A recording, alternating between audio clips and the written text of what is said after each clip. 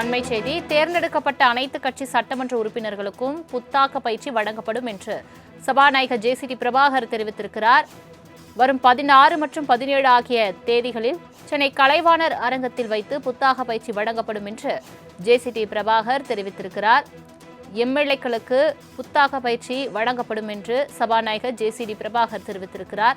சட்டப்பேரவைத் தலைவர், செயலாளர் மற்றும் அனுபவம் நிறைந்த மூத்த உறுப்பினர்கள், சட்ட நிபுணர்கள் பயிற்சி அளிக்கப்படும் என்றும் தெரிவித்திருக்கிறார். முக்கிய செய்தியாக பார்த்து வருகிறோம்.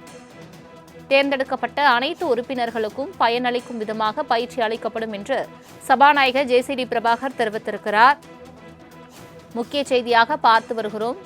எம்எல்ஏக்களுக்கு புத்தாக்க பயிற்சி வழங்கப்படும் என்று சபாநாயகர் ஜேசிடி பிரபாகர் தெரிவித்திருக்கிறார். ராஜினாமா செய்த அதிமுக எம்எல்ஏக்கள் 4 பேர் 7 நாட்களுக்குள் விளக்கம் கேட்டு நோட்டீஸ் அனுப்பப்பட்டுள்ளதாகவும் சபாநாயகர் ஜேசிடி பிரபாகர் தெரிவித்திருக்கிறார். அதிமுக எம்எல்ஏக்களுக்கு விளக்கம் கேட்டு நோட்டீஸ் அனுப்பப்பட்டிருப்பதாக தெரிவிக்கப்பட்டிருக்கிறது. அதிமுக சட்டப்பேரவை குழு தலைவர் கொறடா குறித்து சட்டப்பேரவை தொடங்கும் முன் தெரிவிக்கப்படும் என்றும் சபாநாயகர் ஜேசிடி பிரபாகர் தெரிவித்திருக்கிறார். அதிமுகவின் சட்டப்பேரவை குழு தலைவர் கொறடா குறித்தும் சட்டப்பேரவை நிகழ்வு தொடங்குவதற்கு முன் தெரிவிக்கப்படும் என்று தெரிவித்திருக்கிறார். சட்டப்பேரவை நிகழ்வுகள் வழக்கமான நடைமுறையின்படி முழு நேரலை தருவோம் என்றும் சபாநாயகர் ஜேசிடி பிரபாகர் தெரிவித்திருக்கிறார்.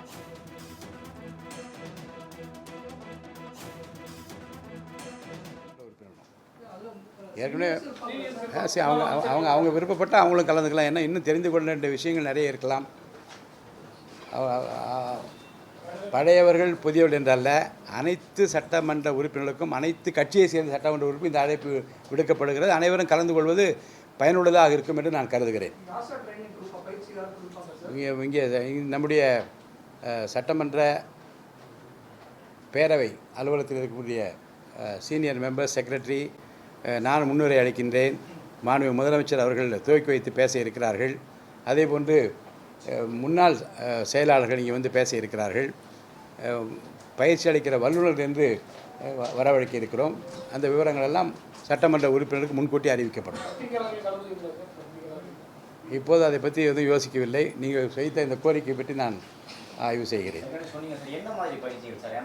அதான் சொல்லிட்டேனே உங்களுக்கு, இளம் முதியோர் அதெல்லாம் அந்த கருத்து அல்ல.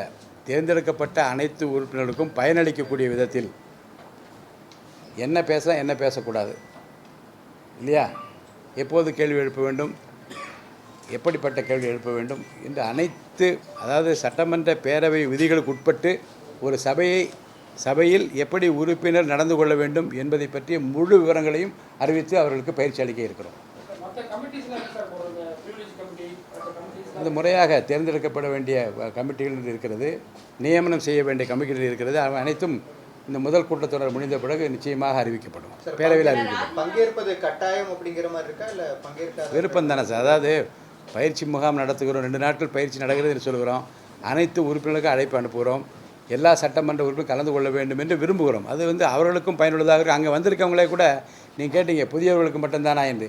ஒருவேளை பழையவர்கள், முதியவர்கள் கலந்து கொண்டு அவருக்கு கிடைத்திருக்கிற அனுபவத்தை பற்றி கூட சொல்லித்தரக்கூடிய வாய்ப்பு கூட வரலாம். அப்போ அவர்களை நான் ரொம்ப அன்போடு வரவேற்கின்றேன். இதில் அப்படிப்பட்ட ஏற்பாடு இல்லை.